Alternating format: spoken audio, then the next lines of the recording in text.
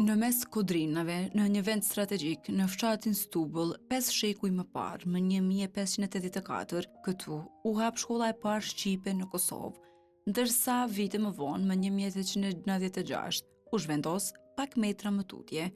Përdej shumë barierave, sfidave, pushtimeve, luftës, kjo shkollë arriti që të mbjetoj deri më sot. Dhe nuk ishte vetëm shkolla, por edhe ndër librat e parë në gjuhën shqipe, cilat gjenden edhe sot aty. Esar Gjergji ishte ai i cili filloi rrëfimin e historisë së kësaj shkolle.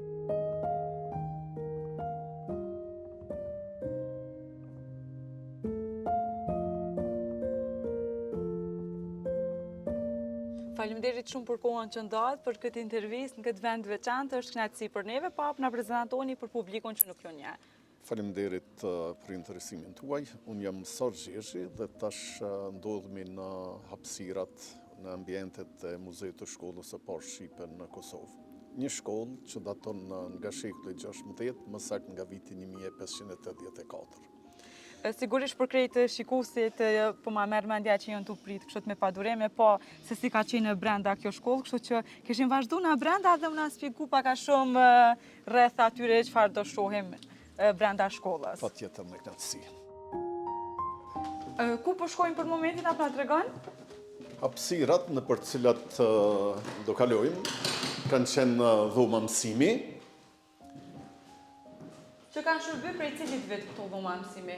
Për shkak se ma herët na tregove që shkolla e parë ka qenë pak më tutje, e këto është... Shkolla që ka qenë në nivel kolegji, në vitin 1584, ka qenë krejt afër këtij objekti ku jemi tash, diku rreth 200 metra, ndërka që ky objekt këtu, nga viti 1896, është shfrytzuar për shkollë deri në vitin 1939, ka pauzuar pak gjatë luftës së dytë botërore dhe gjithashtu në vitet 1964-66 sërish ka funksionuar si shkollë.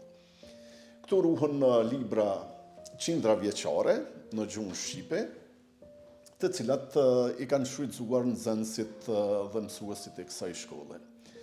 Themelues të shkollës së vitit 1584 janë 2 emisarët të dërguar nga Papa Gregori XIII, Aleksandr Komollović dhe Tomas Racha, 2 njerëz të cilët Selia e Shenjtë i ka dërguar gjithmonë në vatra krizash, dhe në këtë kontekst i kanë dërguar edhe këtu.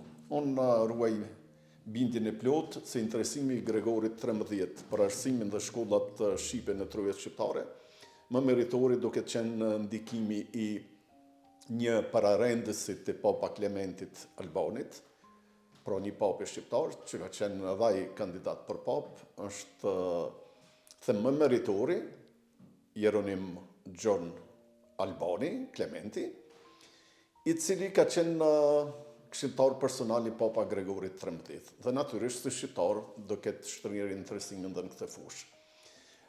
Vendimi për të ardhur në tokën tonë është i 10 janarit të vitit 1584, ndërkaq që para nisjes për të mbërrinë në tokën tonë, 2 vizitorët, 2 të dërguarit e papatit, kishin botuar një libër në gjuhën shqipe në 500 kopje, për të sjellë si tekst mësimor shkollor këtu në Stubull, dhe që fati atij libri në historiografinë e librit shqip nuk dihet, por tash kemi informacione në bazë të hulumtimeve që kemi bërë, që një kopje atij libri ruhet në bibliotekën e Vatikanit dhe ne do bëjmë shmos që atë libër ta kemi një ditë këtu.